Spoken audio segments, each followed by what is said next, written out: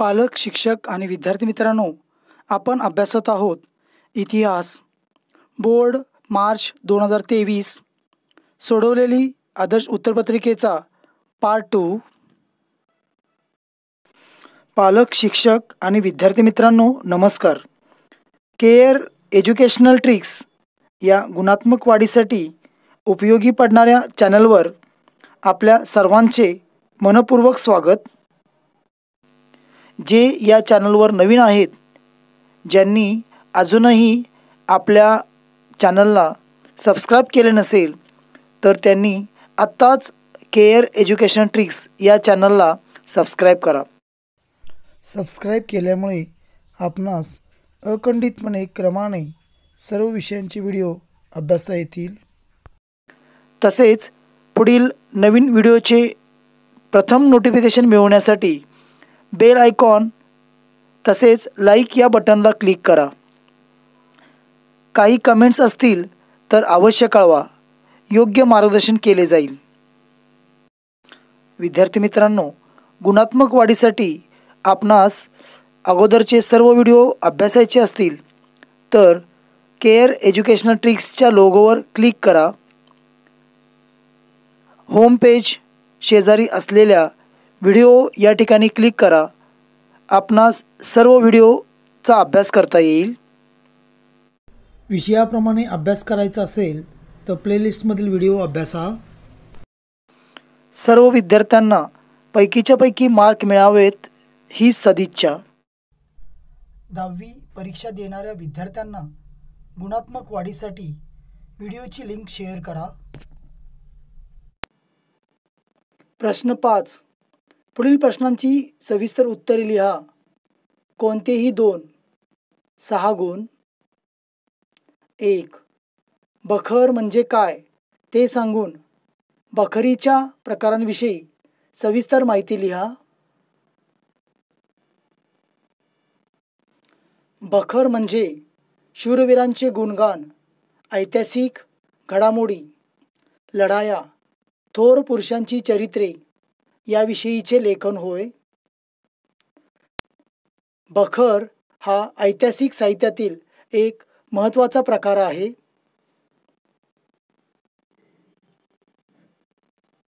बखरींचे चरित्रात्मक, वंशानुचरित्रात्मक, प्रसंग वर्णनात्मक, पंथीय, आत्मचरित्रपर, कैफियत, पौराणिक आणि राजनीतिपर असे प्रकार आहेत। कृष्णाजी अनंत सभासद लिखित सभासद बखर मध्ये छत्रपती शिवाजी महाराजांच्या कारकिर्दीची माहिती मिळते। भाऊसाहेबांची बखर या बखरीत पानिपतच्या लढाईचे वर्णन आहे। याच विषयावर आधारित पानिपतची बखर अशी ही स्वतंत्र बखर आहे। होळकरांची कैफियत या बखरीतून आपणास होळकरांचे घराणे आणि त्यांचे योगदान समजते। मराठी भाषेत अशा विविध प्रकारच्या बखरी उपलब्ध आहेत। 2. इतिहासाच्या साधनांचे जतन व्हावे यासाठी किमान 6 उपाय सुचवा। इतिहासाच्या साधनांचे जतन व्हावे यासाठी उपाय। अनेक इतिहासकारांनी केलेल्या अथक परिश्रमाचे फलित म्हणजे आज उपलब्ध असलेली इतिहासाची साधने जतन करण्यासाठी प्रथम अनुभवी तज्ज्ञ मंडळींचे सल्ले घ्यावेत।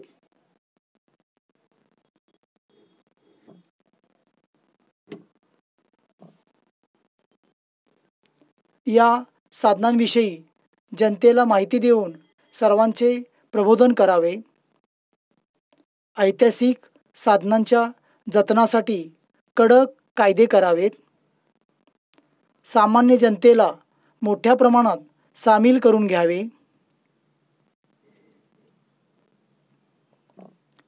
किल्ले, स्मारके, राजवाडे यांची नासधूस होणार नाहीत याची काळजी घेतली पाहिजे। संग्रहालय, अभिलेखागार कार्यालयांची संख्या वाढवावी. अत्याधुनिक तंत्राचा वापर करावा. ओव्या, लोकगीते अशा मौखिक साधनांचे जतन करण्यासाठी ते लिखित स्वरूपात आणावे. ऐतिहासिक नाणी, प्राचीन वस्तू यांची चोरी होणार नाही याची काळजी घ्यावी. यापैकी कोणतेही 6 उपाय आपण उत्तरपत्रिकेत लिहा. 3. पर्यटनाशी संबंधित व्यावसायिक क्षेत्रे स्पष्ट करा. पर्यटनाशी संबंधित व्यावसायिक क्षेत्रे.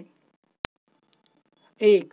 पर्यटकांच्या राहण्यासाठी असणारी निवासस्थाने चालवणे. 2. निवासस्थाने बांधण्यासाठी संबंधित उद्योग. 3. खाद्यपदार्थाची दुकाने, हॉटेल्स, खानावळी इत्यादी उद्योग.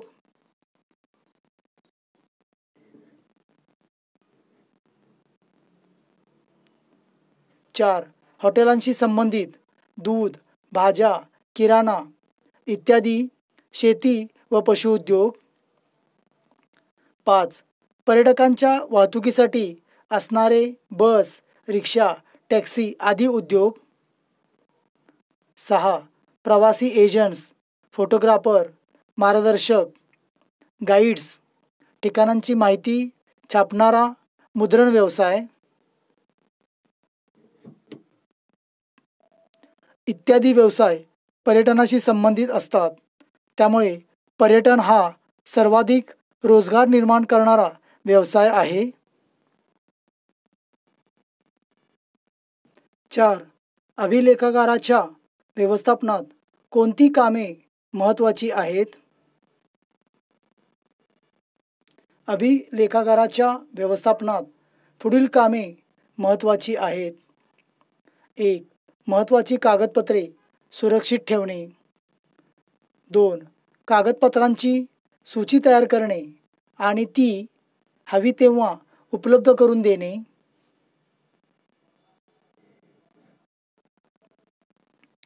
अभिलेखागारात महत्त्वाच्या नोंदी असलेल्या कागदपत्रांची विशेष काळजी घेऊन त्यांचे जतन करणे.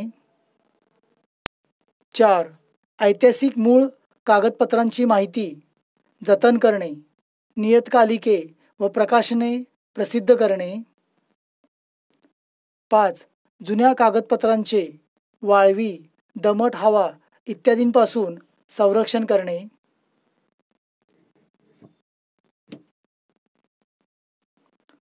6. संगणकीय प्रणालीचा वापर करणे. 7. अभिलेख व्यवस्थापनाविषयी सुधारित कार्यपद्धती अंमलात आणणे. 8. विभागीय आणि स्थानिक अभिलेखागारे स्थापन करणे. 9. मागणीनुसार कागदपत्रे शासनाला व नागरिकांना उपलब्ध करून देणे. प्रश्न 6. दिलेल्या पर्यायांपैकी योग्य पर्याय निवडून विधाने पूर्ण करा. 2 अंक. 1.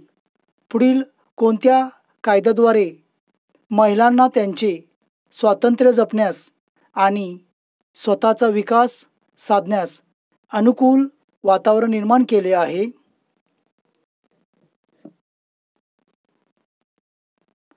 अ. माहितीचा अधिकार कायदा. ब. हुंडा प्रतिबंधक कायदा. क. अन्न सुरक्षा कायदा. ड. शिक्षण हक्क कायदा. प्रश्न 6. नवीन प्रश्न नवीन पानावर सोडवणे. 1. हुंडा प्रतिबंधक कायद्याद्वारे महिलांना त्यांचे स्वातंत्र्य जपण्यास आणि स्वतःचा विकास साधण्यास अनुकूल वातावरण निर्माण केले आहे, म्हणून उत्तराचा पर्याय ब. हुंडा प्रतिबंधक कायदा. 2. 1986 साली टिंबाटिंबा अस्तित्वात आला. अ. ग्राहक संरक्षण कायदा, ब. कामगार कायदा, क.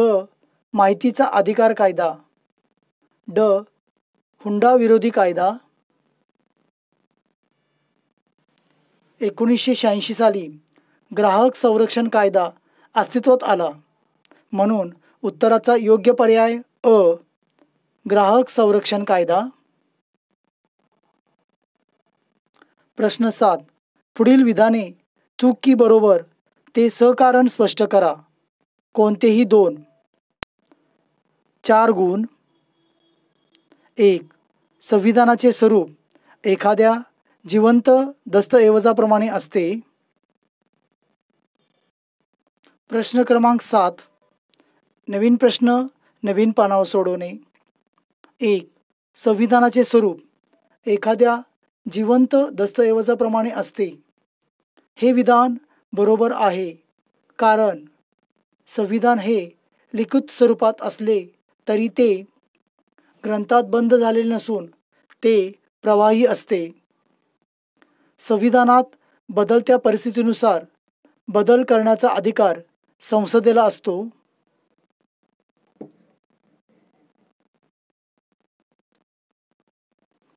संविधानाच्या मूलभूत चौकटीला धक्का न लावता जनतेच्या इच्छा पूर्ण करण्यासाठी संसद असे बदल करू शकते. न्यायालयानेही संसदेला तिच्या मर्यादांची जाणीव करून दिली आहे. संविधानाच्या या प्रवाही गुणधर्मामुळेच त्याचे स्वरूप एखाद्या जिवंत दस्तऐवजाप्रमाणे असते. 2. विशिष्ट प्रसंगी निवडणूक आयोग एखाद्या मतदारसंघात पुन्हा निवडणुका घेतात. विशिष्ट प्रसंगी निवडणूक आयोग एखाद्या मतदारसंघात पुन्हा निवडणुका घेतात. हे विधान बरोबर आहे, कारण काही वेळा विधानसभेचा किंवा लोकसभेचा एखादा सदस्य आपल्या प्रतिनिधित्वाचा राजीनामा देतो. एखाद्या प्रतिनिधीचे अकस्मात निधन होते. निर्वाचित सदस्याने पक्षांतर केले तर पक्षांतरबंदी कायद्याप्रमाणे त्याचे सदस्यत्व रद्द होते. अशा वेळी त्या मतदारसंघाची कामे कोण करणार हा प्रश्न निर्माण होतो. म्हणून निवडणूक आयोग एखाद्या मतदारसंघात पुन्हा निवडणुका घेतो. 3. चळवळीला खंबीर नेतृत्वाची गरज नसते. चळवळीला खंबीर नेतृत्वाची गरज नसते हे विधान चूक आहे, कारण कोणतीही चळवळ नेतृत्वामुळेच क्रियाशील राहते आणि व्यापक बनते. चळवळीचे यशापयशही खंबीर नेतृत्वावरच अवलंबून असते. चळवळीचा कार्यक्रम, आंदोलनाची दिशा आणि तीव्रता केव्हा कमी अधिक करायची याबाबत खंबीर नेतृत्वच योग्य निर्णय घेऊ शकते. खंबीर नेतृत्वामुळेच चळवळीची परिणामकारकता वाढू शकते. म्हणून चळवळीला खंबीर नेतृत्वाची गरज असते. प्रश्न 8 अ. पुढील संकल्पना स्पष्ट करा. कोणतेही एक. 2 गुण. 1. राष्ट्रीय पक्ष. प्रश्न 8. नवीन प्रश्न नवीन पानावर सोडवणे. अ. 1. राष्ट्रीय पक्ष. राष्ट्रीय पातळीवर कार्यरत असणाऱ्या पक्षांना राष्ट्रीय पक्ष असे म्हणतात. राष्ट्रीय पक्ष म्हणून मान्यता मिळण्यासाठी निवडणूक आयोगाने स्पष्ट केलेल्या पुढील निकषांची पूर्तता व्हावी लागते.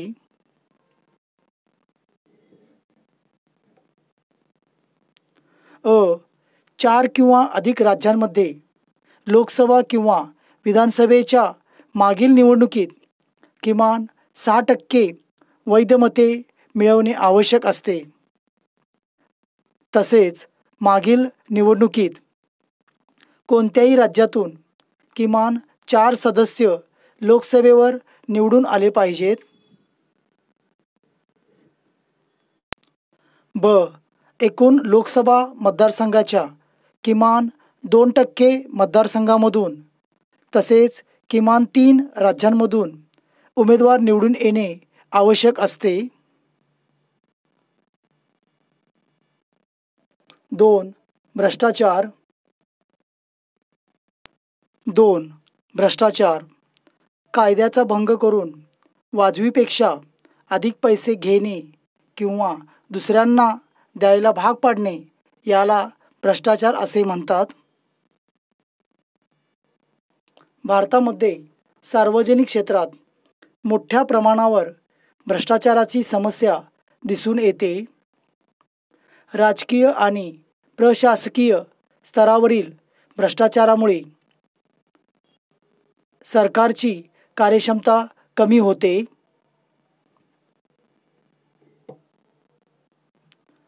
सरकारी कामांना लागणारा वेळ, सार्वजनिक सोयी व सुविधांची घसरलेली गुणवत्ता, वेगवेगळे आर्थिक घोटाळे यामुळे एकूण व्यवस्थेबद्दल अविश्वास लोकांमध्ये निर्माण होतो. भ्रष्टाचार हा सामाजिक, राजकीय, धार्मिक, सरकारी पातळीवर होत असतो. अधिकारांचा गैरवापर हाही भ्रष्टाचारच असतो. ब. दिलेल्या सूचनेनुसार कृती करा. कोणतीही एक. 2 गुण. 1. पुढील संकल्पनाचित्र पूर्ण करा.